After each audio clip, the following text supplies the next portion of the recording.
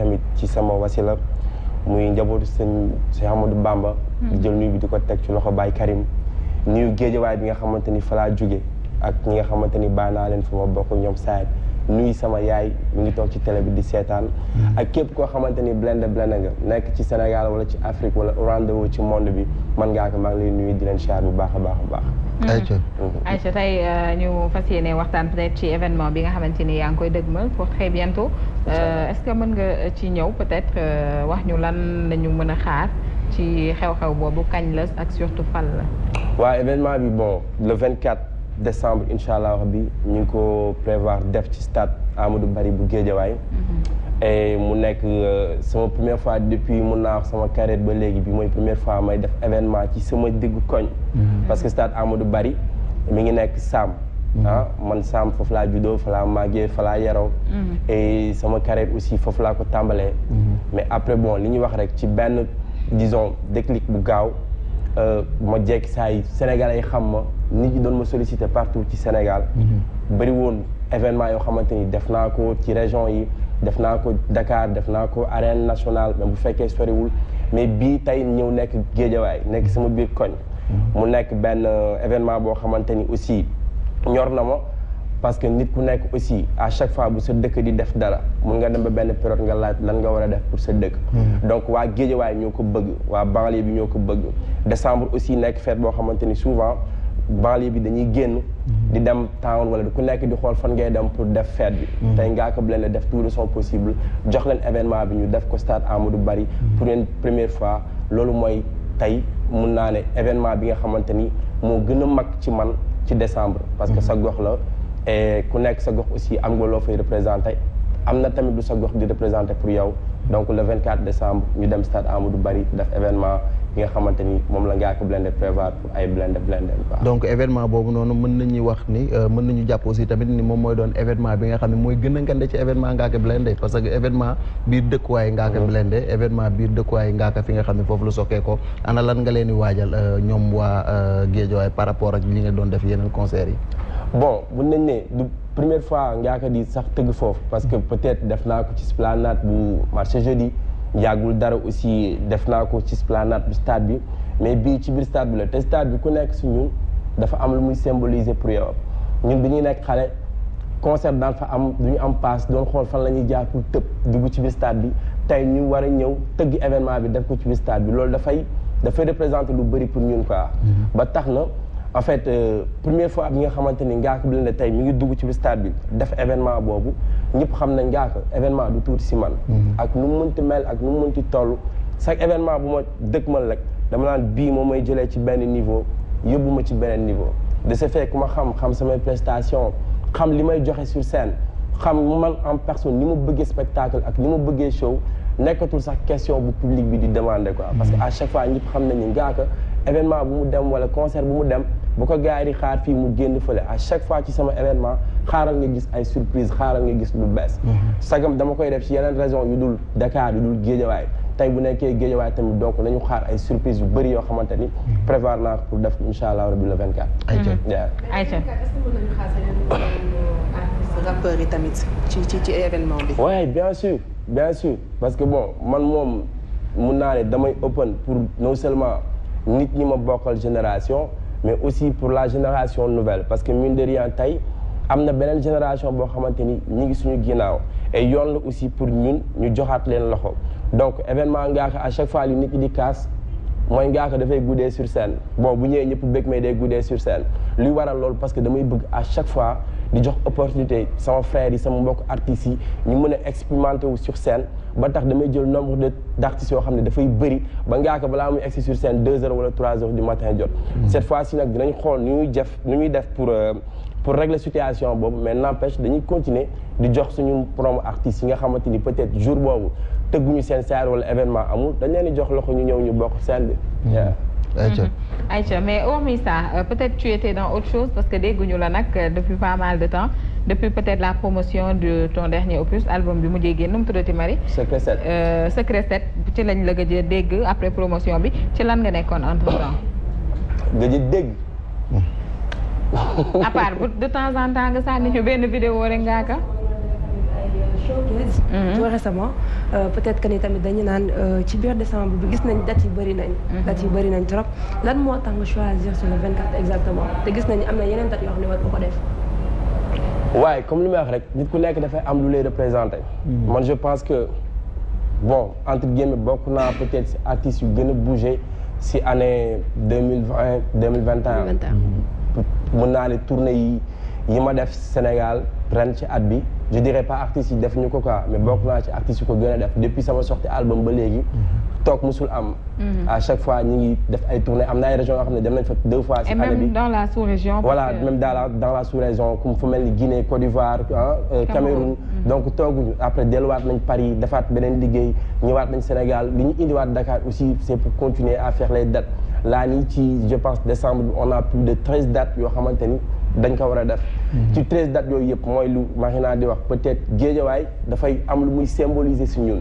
cela ne veut pas dire que yeneen dates yi duñ leen jox lu ci war comprendre nga dañuy fexe à chaque fois fu ñu dem parce que luy tax ngay dem ci benn région tey jouer fa benn concert avant ngay wàcc scène bi promoteur bi yegg si kaw scène signalatal la beneen contrat. mooy peut-être public bi bëgg nañ li ngay def peut-être neex na leen wala doyaluñu. donc de ce fait date yi ñu am yëpp dañ ciy def lu ñu war a def mais Guédiawaye am na lu spécial lu muy symboliser pour man pour sama carrière am na lu muy symboliser aussi pour hip hop parce que hip hop souvent dañuy wax dafa am lu français di wax naan la nation de base ñuy wax ci hip hop représente nit ku nekk da ngay fexe di représenter sa side parce que loo màgg noo mënti toll mënoo rëy ba gën a rëy sa gox man awma lu gën a ngand sama gox tey lu ma mënti mel Guédiawaye moo ma ko def lu ma mënti toll Guédiawaye moo ma ko def bu ñu demee ba décembre jot ñu am benn date spéciale ñu koy def stade Amadou Barry mu nekk digg Guédiawaye symboliser lu emblématique biir Guédiawaye donc date boobu dina spécial si man ba tax mu bëgg jël date boobu def ko date bu gën a spécial par rapport ak yeneen date yu ma am mais n'empêche terewul dañuy fexe def li ñu daan def pour yeneen conseils yi quoi. En parlant de dellu sa gox tout ça xam nañ ne yow tu as quand même trimé pour en arriver là aujourd'hui. xam nañ ni jékki saa yoo rek nekk Ngaaka Blindé bi nga nekk am na ay galères am na ay métiers am na yu neex. man bëgg naa rek en fait nga wax ñu par exemple si sa carrière 2 points par exemple lan moo nekk en fait bés bi nga xam ne moo gën a neex sa biir xol mu nekk loo xamante ne réaliser nga ko bi nga commencé si domaine bi ba léegi ak aussi benn erreur boo xamante ne peut-être tu as dû le faire dans le passé bu nekk loo xamante ne peut-être am na lu mu la yàqal wala beneen boo ko mënoon defaat wala boo ko mënoon éviter dans le futur doo ko def lan la. bon en fait man dafa am si benn idéologie bu may nekk quoi tout le temps parce que damay naan man nekkuma nit buy am regret. tu vois et puis bon comme on dit nul n'est parfait de temps en temps ci àdduna nit da ngay def ay erreur mais ces erreurs lenn rek la war a mën a def mooy jàngal du ma ne depuis sama carrière ba fii musuma am benn erreur bu ma def mais musuma regretter benn erreur parce que peut-être loolu moo ma forgé ba tey ma nekk li ma nekk ni tey peut-être su loolu amul woon dinaa am benn paxes bu nekk si man parce que du ma xam lan mooy erreur mais tey boo nekkee booy nga am chance ay 2013 2014 nga débuté sénégalais yi bëgg la nga am foo toll xamoo lan mooy disons entre guillemets célébrité ngay génn si mbedd nit ñi di daw di la topp et tu comprends pas loolu nu muy demee nga ànd ak ay xale say moroom amul benn moment boo xam ne da ngay toog di remettre en question lii nii lan laa ko war a convertir c'est-à-dire li ma yàlla may nii je dois disons la convertir en quoi booy dul poser question boobu day tax da ngay dem ak benn fougue de jeunesse mais fougue de jeunesse boobu n'empêche boo jaaree ci ay erreur nit ñi lay jege bëgg la dañ lay conseiller dañ lay yokk voilà doole boobu noonu ngay amaat rek moo lay permettre nga egg fii après pour beneen question bi je dis am naa mun naa ne bëri na lu ma am si hip hop wala lu ma def ci rap ci sama carrière yoo xamante ni fier naa ci quoi fier naa pour nettali ko fier naa pour waxaat ko mais ba tey pour man damay continuer di jàng dese naa aussi lu bëri ci sama carrière pour wax ni am naa loo xamante ni tey mun naa ko teg ci table bi pour wax que ni j'en suis fier peut-être comme nu ma nit ñëpp xamee gaynde laa buy xeex xam nga nit laa bu bëgg relever ay défis challenge man laa à chaque fois damay bëgg ci dugg ay affaires yoo xam ne nit ñi dañ naan mënul nekk yàlla di ma si dimbali ma koy réussir mais n'empêche am na fu ma teg sama bët foo xamante ni bis bu ñu demee ba egg fa dinaa mën a ekkati sama bopp ne waaw kontaan naa ci lii ma def quoi. dina mujjee def ni Est-ce qu'on peut avoir une idée du budget qu'on dépense pour un clip comme ça? Parce que tu as beaucoup dépensé pour ce clip. waaw comme. mooy bi nga laal Bentley bi la mooy bi ma doon wax. bii lay wax wala. li ma gis léegi nii. waaye ñun en fait comme. Parce que tu as beaucoup travaillé côté costume création yi. waaye comme toutes les autres vidéos à chaque fois bu ñuy def clip du ñu calculer sax ban budget lañ war a prévoir pour def ko. à chaque fois bu ñuy waxtaan ak suñu réalisateur moom daf ñu wax lu mu bëgg bu ñu waxee moom li mu bëgg ñu ekkati xaalis tegal ko ci table bi. terewul ñun aussi à notre niveau am na li ñu bëgg. et li ñu bëgg aussi dañuy fexe réunir toutes les conditions pour mettre loolu sur place pour liggéey bi mën a yem. et je dirais pas mënuñu wax budget mais pour man c'est un peu xam nga di wax woy dépenser naa si tant de. xam nga environ la ñuy wax chaque fois à peu près. en tout cas. parce que je crois aussi que question bi mën a intéresser ñi nga xam ne ñoo nekk seen ginnaaw nekk ay xale. xamuñu comment se font les réalisations. parce que xam nañu réalisation foog nga fay DA foog nga fay réalisateur foog nga fay costumier foog nga fay maquilleuse tout ça. pour ñoom en fait gën leen préparer en fait parce que je crois aussi relève bi yéen la et puis yéen a mën a war xale yi fan la ñuy jaar comme ça xale bi nga xam ne mi ngi studio instant bii nii. dinañ ok su ma amee single kat je dois prévoir 1 million 2 millions 5 millions pour def sama clip. effectivement vous avez raison mën na encourager wala donner une idée à la génération nouvelle. mais mën na leen affaiblir aussi parce que tey je dirais pas de la génération bu nekk suñu ginnaaw. mais actuellement il y a des artistes yoo xamante ni ñu ngi disons sur le marché et dañu am problème pour gagner 1 million pour def ko seen clip. Ouais, c'est sûr. Quand tu dis que genre ci sama vidéo def naa si plus de 100 millions 7 millions 10 millions whatever. peut-être il peut se dire man donc mënuma nekk comme exactement tu vois donc ak 300 000 nit ñi dañ ci def ay vidéos spéciales. tu vois donc problème bi du ci pour man. budget bi ngay joxe c'est-à-dire que na nga am réalisateur bu créatif bu am une idée comprendre nga dem sa gaale copain yi kii jox la dàll parce que nekkoon nañ si période boobu kii jox la jean kii jox la benn t-shirt nga ñëw taxaw tu fais un clip boo xamante ne su génnee nit ñi dañ naan nice mais au fur et à mesure ngay évoluer di nga dem ba benn période boo xamante ni disons le travail ce n'est plus une affaire de disons du Sénégal quoi da ngay fexe di xool nan ngay def pour sa musique pour sa clip concurrencer sur le plan surtout international. et su boobaa aussi quand ça demande de dem Chine tourner da ngay dem Chine def ko. quand ça demande dem jëli ay réalisateurs indi leen Sénégal de Paris ou de c'est pas des États-Unis da nga leen indi Sénégal fay leen lu ko jar ñu defal la vidéo bi. après. Mabito waaw ñu jeexale ko fay.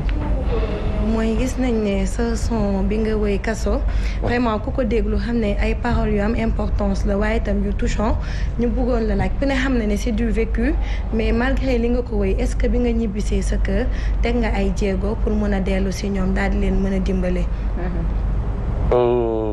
avant-hier laa fa jógee c'est-à-dire ku nekk ak sa état d'esprit. ak sa combat ni nga koy mënee. y a des gens yoo xamante ni ils ont choisi de bu ñuy def dara woo Sen TV woo disons rendez-vous gars yi ñëw couvrir kenn du ko bañ. seen idée kenn du ko bañ parce que ci suñu diine sax bëgg na nit buy def lu baax di ko fësal quoi tu vois mais peut-être am na des nit de l'autre côté yoo xamante ni. bu ñuy def dara bëgg nañ di ko def peut-être dans la discrétion. bëri na ay nit yoo xamante ni fa laa leen bàyyi tey ci kàttanu yàlla. génn nañ ginnaaw yàlla ci sama loxo peut-être la jaar. dama ciy am fierté. peut-être mënoon naa la joxoon benn nit ñaar ñett boo demoon seen koñ seeti leen dañuy wax lu ngaa xam leen def ba ñu génn. peut-être am na ñeneen ñoo xamante ni ñi ngi fa mënuma fàtte loolu quoi parce que mission la boo xamante ni peut-être dama fa jaaroon pour comprendre pour lan pour après disons faire un effort par rapport ak situation bi nu sama doole toll ak sama xel maa ngi ko ci def ginnaaw yàlla mu si suturaal tamit bu baax a baax. Aïcha mais moi je vois par contre beaucoup de maturité sur le speech de Ngaaka par rapport ak bi nga fi mujjee xamoon fekkee naa fi yu bëri nag léegi Dieye loolu li ngay wax nii fekkee yu bëri mais j'ai remarqué qu'il a beaucoup grandi j'ai par plus rapport 25 ans. Ah oui, personne n'a plus 25 ans mais surtout par rapport à la communication on voit merci. Beaucoup d'évolution macha allah yal na ko yàlla saxal dañ lay fay nga noppal tuuti yaa ngi fomp allez nag da ngay ñëw rek di saqatoo ku nekk laaj ba pare Dieye li nga wax Ngaaka li nga wax Ngaaka moom ci ay biir waxam leeral na ko si question Ziggy bi si si question Ziggy bi leeral na ci comme li Nafi Dieye wax léegi nii ndax nee na ci àdduna boo ci nekkee faaw yenn yi di la dal pour ngay mën di xam yenn yi ci yenn yi lay dal ci la mën a xamee li muy def nii ci yenn yi ko dal ci la mën a demee ba gis yeneen yoo xam ni bu ko lii dal loon du gis loolu ba war a dimbali ñooñu wala muy def loolu nekk dem ba taxawaayu pour taxaw di leen jàppale ak yooyu noonu donc àdduna lépp ay jàngal la